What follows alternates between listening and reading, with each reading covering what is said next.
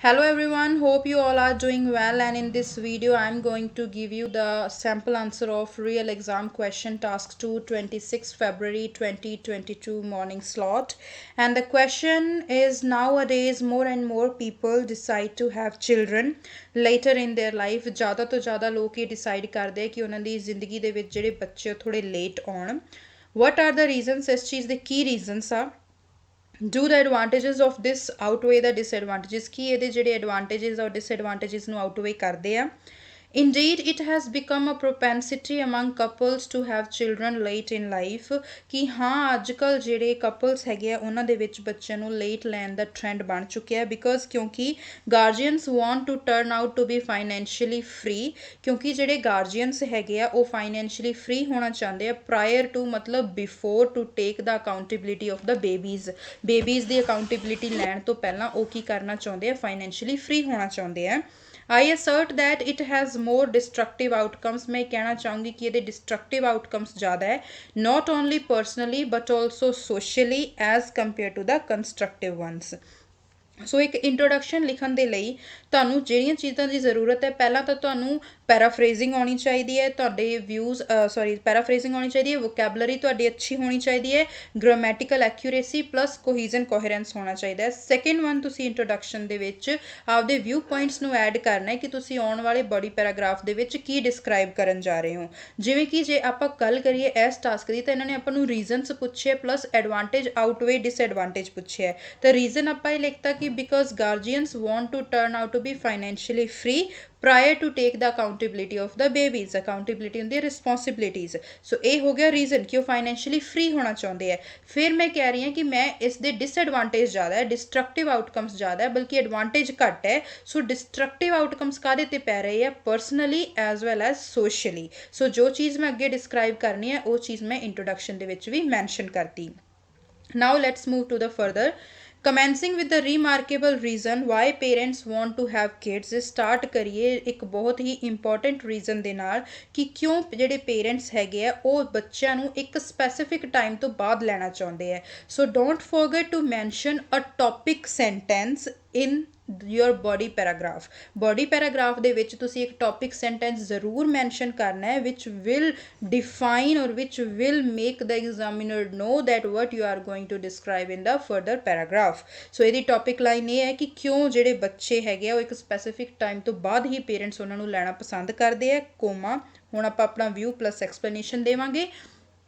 with severe competition, ਬਹੁਤ ਹੀ tough competition ਤੇ economic turmoil ਮਤਲਬ crisis, people around the world, ਲੋਕੀ ਜਿਹੜੇ ਪੂਰੀ ਦੁਨੀਆ ਦੇ around are continuously concerned about their careers. ਉਹ continuously ਆਪਦੇ careers ਦੇ ਦੁਆਰਾ like ਉਹਦੇ regarding ਬਹੁਤ ਜ਼ਿਆਦਾ concern ਹੁੰਦੇ ਆ, ਚਿੰਤਿਤ ਹੁੰਦੇ ਆ and upcoming life. consequently they want to establish themselves in life. ਇਸ ਕਰਕੇ ਉਹ ਆਪਦੇ ਆਪ ਨੂੰ ਲਾਈਫ ਦੇ ਵਿੱਚ establish ਕਰਨਾ ਚਾਹੁੰਦੇ ਆ before moving on to the next stage. next stage ਤੇ move ਕਰਨ ਤੋਂ ਪਹਿਲਾਂ. another worth considering reason is that ਦੂਸਰਾ ਜਿਹੜਾ ਬਹੁਤ important reason ਉਹ ਹੈ women have become career oriented. ਜਿਹੜੀਆਂ women ਹੈਗੀਆਂ ਉਹ career oriented ਬਣਨਾ ਚਾਹੁੰਦੀਆਂ. to explain it, since the women work shoulder to shoulder with men, ਕਿ ਜਦੋਂ ਤੋਂ women ਨੇ men ਦੇ ਨਾਲ shoulder to shoulder ਕੰਮ ਕਰਨਾ start ਕੀਤਾ ਹੈ, they opt to have kids after reaching a certain position. ਉਹ ਆਪਣੀ ਆਪਦੀ ਲਾਈਫ ਦੇ ਵਿੱਚ ਇੱਕ certain position ਤੇ ਪਹੁੰਚਣ ਤੋਂ ਪਹਿਲਾਂ ਬੱਚਿਆਂ ਨੂੰ ਨਹੀਂ ਲੈਣਾ ਚਾਹੁੰਦੀਆਂ, ਉਹ ਸਰਟੇਨ ਪੋਜੀਸ਼ਨ ਤੇ ਪਹੁੰਚਣ ਤੋਂ ਬਾਅਦ ਹੀ ਬੱਚਿਆਂ ਨੂੰ ਲੈਣਾ ਚਾਹੁੰਦੀਆਂ. ਦੇਅਰਫੋਰ ਇਸ ਕਰਕੇ due to these two key factors, ਇਹਨਾਂ ਦੋ ਕੀ ਫੈਕਟਰਸ ਦਾ ਕਰਕੇ people are hesitant to assume responsibility soon after marriage. ਜਿਹੜੇ ਪੀਪਲ ਹੁੰਦੇ ਆ ਬਹੁਤ ਜ਼ਿਆਦਾ ਹੈਜ਼ੀਟੈਂਟ ਕਰਦੇ ਆ ਕਿ ਉਹ ਮੈਰਿਜ ਤੋਂ ਜਸਟ ਬਾਅਦ ਹੀ ਇਸ ਰਿਸਪੌਂਸਿਬਿਲਿਟੀ ਨੂੰ ਚੱਕਣ. ਸੋ ਇਸ ਬੋਡੀ ਪੈਰਾਗ੍ਰਾਫ ਦੇ ਵਿੱਚ ਤੁਸੀਂ ਟੌਪਿਕ ਸੈਂਟੈਂਸ ਲਿਖਣਾ ਹੈ, ਫਿਰ ਤੁਸੀਂ ਉਹਦਾ ਵਿਊ ਲਿਖਣਾ ਹੈ, ਉਸ ਨੂੰ ਐਕਸਪਲੇਨ ਕਰਨਾ ਹੈ with a advance vocab with an advanced vocabulary plus grammatical variations. and last ਦੇ ਵਿੱਚ ਤੁਸੀਂ ਇਹਦੇ ਵਿੱਚ as a result ਜ਼ਰੂਰ ਪਾਉਣਾ ਹੈ. as a result ਪਾਉਣਾ ਨਹੀਂ ਭੁੱਲਣਾ. ਜੇ ਤੁਸੀਂ ਇਹ ਕ੍ਰਾਈਟੇਰੀਆਜ਼ ਪੂਰੇ ਕਰਦੇ ਹੋ then definitely you will get 6.5 in your writing. now having children later in life कि बच्चों का जिंदगी दे विच लेट आना on the other hand has some disadvantages ये कुछ की है डिसएडवांटेजेस है फर्स्ट एंड फॉरमोस्ट सब तो पहला it widens the generational gap ये जनरेशनल गैप नूं वधाउंदा है to put it another way जे आपां इसनूं दूसरे तरीके नाल देखीए this makes it more challenging ये ਜਿਹੜੇ ਬੱਚੇ ਆ ਉਹਨਾਂ ਦੇ ਸੌਰੀ ਜਿਹੜੇ ਪੇਰੈਂਟਸ ਹੈਗੇ ਆ ਉਹਨਾਂ ਦੇ ਲਈ ਬਹੁਤ ਜ਼ਿਆਦਾ ਚੈਲੰਜਿੰਗ ਹੋ ਜਾਂਦੀ ਹੈ situation to comprehend and communicate with their children ਕਿ ਆਪਣੇ ਬੱਚਿਆਂ ਨੂੰ ਸਮਝਣਾ ਉਹਨਾਂ ਦੇ ਨਾਲ ਐਡਜਸਟ ਹੋਣਾ ਤੇ ਉਹਨਾਂ ਦੇ ਨਾਲ ਕਮਿਊਨੀਕੇਟ ਕਰਨਾ ਬਹੁਤ ਜ਼ਿਆਦਾ ਉਹਨਾਂ ਲਈ ਔਖਾ ਹੋ ਜਾਂਦਾ ਤੇ ਇਹੀ ਚੀਜ਼ ਕੀ ਕਹਿਲਾਉਂਦੀ ਹੈ generational gap furthermore if individuals conceive offspring when they are old ਕਿ ਜਦੋਂ ਬੱਚਿਆਂ ਨੂੰ ਉਹ ਉਦੋਂ ਲੈਣਗੇ ਜਦੋਂ ਬਹੁਤ ਜ਼ਿਆਦਾ ਓਲਡ ਹੋ ਜਾਂਦੇ ਆ ਦ ਬੇਬੀਜ਼ ਦੇ give birth to may be physically unfit ਜਿਹੜੇ ਬੇਬੀਜ਼ ਨੂੰ ਬਰਥ ਦਿੰਦੇ ਆ ਹੋ ਸਕਦਾ ਉਹ ਫਿਜ਼ੀਕਲੀ ਅਨਫਿਟ ਹੋਣ if too many people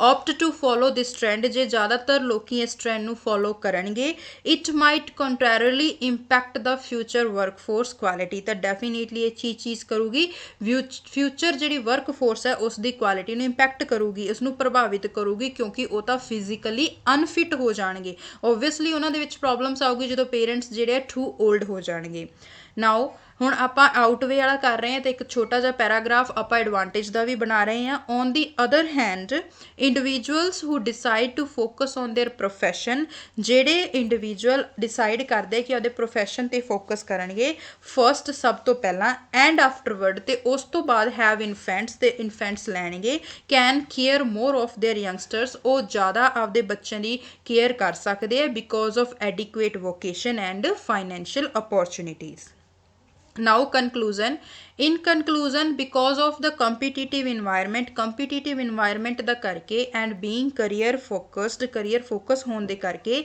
parents can't focus on their life parents ਜਿਹੜੇ ਹੈ ਉਹ ਆਪਦੇ their life in terms of conceiving a baby ਆਪਦੀ ਜ਼ਿੰਦਗੀ ਤੇ ਫੋਕਸ ਨਹੀਂ ਕਰਦੇ ਕਿਸ ਸੈਂਸ ਦੇ ਵਿੱਚ ਬੇਬੀ ਨੂੰ ਕਨਸੀਵ ਕਰਨ ਦੇ ਸੈਂਸ ਦੇ ਵਿੱਚ ਪਰ ਆਈ ਥਿੰਕ ਮੈਨੂੰ ਇਹ ਲੱਗਦਾ ਹੈ they should consider its negative facets ਉਹਨਾਂ ਨੂੰ ਇਹਦੇ ਨੈਗੇਟਿਵ ਫੈਸ਼ਟਸ ਲਾਈਕ ਨੈਗੇਟਿਵ ਜਿਹੜੇ ਐਸਪੈਕਟਸ ਹੈ ਉਹਨਾਂ ਨੂੰ ਵੀ ਕੰਸੀਡਰ ਕਰਨਾ ਚਾਹੀਦਾ ਹੈ before taking any decision such as differences in thoughts ਤੇ ਉਹ ਨੈਗੇਟਿਵ ਐਸਪੈਕਟਸ ਕਿਹੜੇ ਹੈ ਜਿਹੜੇ ਕਿ ਉਹਨਾਂ ਦੇ ਥਾਟਸ ਦੇ ਵਿੱਚ ਡਿਫਰੈਂਸਿਸ ਆ ਜਾਣਗੇ ਇਸ ਚੀਜ਼ ਨੂੰ so this is all about this task 2 so तुसी ਇਹਦੇ ਵਿੱਚ ਦੇਖ ਸਕਦੇ ਹੋ ਕਿ ਇਹਦੇ ਵਿੱਚ ਕੋਹੀਜ਼ਨ ਕੋਹਰੈਂਸ ਵੀ ਮੇਨਟੇਨ ਹੈ ਵੋਕੈਬਲਰੀ ਵੀ ਹੈ ਪਲੱਸ ਜਿਹੜੇ ਵਿਊਜ਼ ਹੈਗੇ ਉਹਦੇ ਪ੍ਰੀਸਾਈਜ਼ ਅੱਗੇ ਐਕਸਪਲੇਨੇਸ਼ਨ ਹੈ ਜੋ ਵੀ ਤੁਸੀਂ ਰਾਈਟਿੰਗ ਟਾਸਕ 2 ਲਿਖਣਾ ਉਹਦੇ ਵਿੱਚ ਤੁਸੀਂ ਸਟੋਰੀ ਨਹੀਂ ਪਾਉਣੀ ਤੁਸੀਂ ਇੱਕ ਸਿੰਪਲ ਰਾਈਟਿੰਗ ਟਾਸਕ 2 ਲਿਖਣਾ ਹੈ ਬਟ ਉਸ ਨੂੰ ਐਡਵਾਂਸ ਤਰੀਕੇ ਨਾਲ ਲਿਖਣਾ ਹੈ ਤਾਂ ਕਿ ਐਗਜ਼ਾਮੀਨਰ ਨੂੰ ਪਤਾ ਲੱਗੇ ਕਿ ਤੁਹਾਡੇ ਵਿੱਚ ਆਹ ਸਕਿੱਲਸ ਹੈ ਦੈਨ ਹੀ ਤੁਸੀਂ 6.5 ਬੈਂਡਸ ਐਟ ਲੀਸਟ ਆਪਦੀ ਰਾਈਟਿੰਗ ਦੇ ਵਿੱਚ